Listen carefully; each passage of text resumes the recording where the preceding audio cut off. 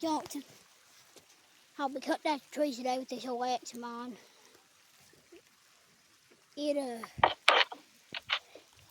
It's there, but it ain't there too good. I don't know what one we're gonna cut down yet. Got a couple ones up here. I think I'm gonna cut down one up. I'm definitely gonna cut down one of it out here raining right now.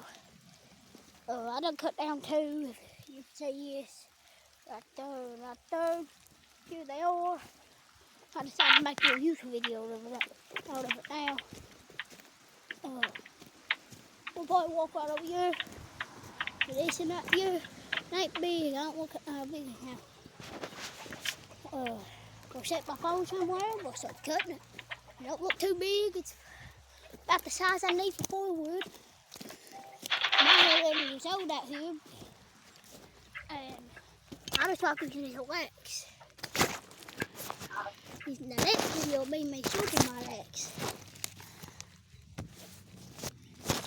I'm beginning YouTube now. An important message for Americans age 50 to 85. I don't know if you can see that tree good enough. Yep.